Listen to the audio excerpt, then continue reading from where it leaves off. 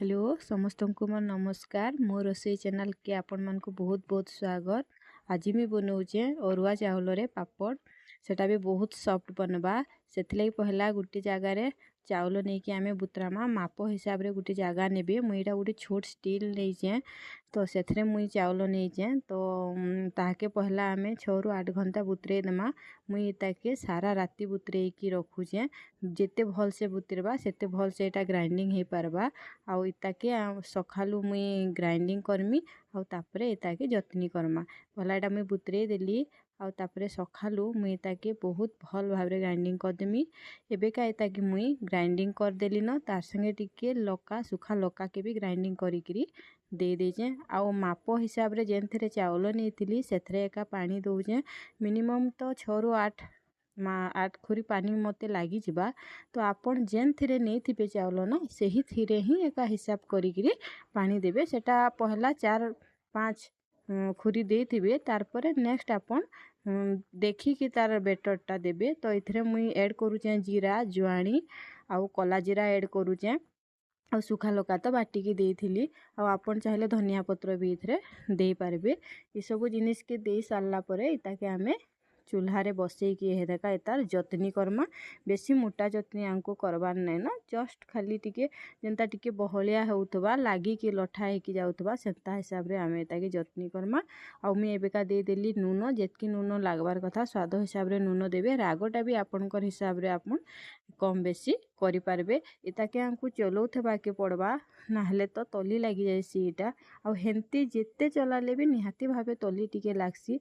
ई पापड़टा बहुत हेल्दी आए। छुआ मानकर लगी भी बहुत भल, बड़ मानकर लगी भी भल।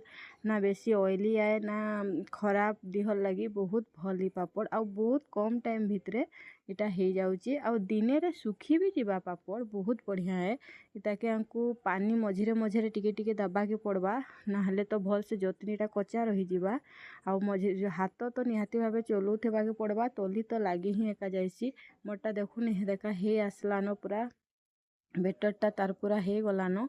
मोर जतनीटा पूरा पूरी रेडी हे गलानो। हे देखा मोर पापड़ करबार लगी इताके पहला आमे टिके ठंडा करबार लगी छाड़ी देमा। बहुत गरम अच्छी हे देखा टिके ठंडा करी छाड़ी दे सारला परे इताके आमे हे देखा पापड़ बनामा। तो मुई पहला इताके भल से घाटी देकी हे देखा पूरा मोर रेडी हे गलानो। टिके बागिर ठंडा करबार लगी इताके मुई हे देखा रखी देमी। तो पापड़ आमे पकाबार लगी आपण माने चाहिले तो कपड़ा रे भी पकई पारबे। मुई किंतु साड़ी रो जेन जरी आइथिसी से जरी रे मुई इटा देखुन पकाउचे ताके एंता राउंड राउंड शेप करिकरी करबे। आ गोटे जिनिस मुई टिके बागिर इताके पतला कर देइथिली, बेसी टिके पतला नहीं करबे। मोटा कले टिके अवश्य भल हबा, मुई टिके अधिका पतला कर देइथिली। आ पतला पतला कले भी भल देसी। देखुन मुई हे देखा पूरा सबू जाक पकई देली न गोल गोल करिकरी बहुत सुंदर से। इटा साड़ी रो जरी जेनटा कि फिकुचु आमे। आउ इटा देखुन 6 ରୁ 8 घंटा भितर पूरा सुखी गलानो। सुखी गले सेटा ऑटोमेटिक से जरी रो एका छाड़ी पड़बा।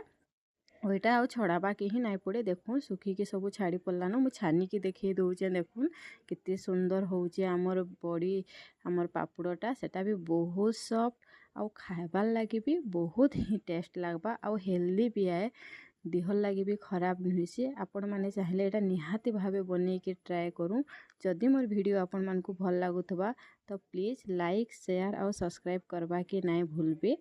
रहिली आउ नमस्कार।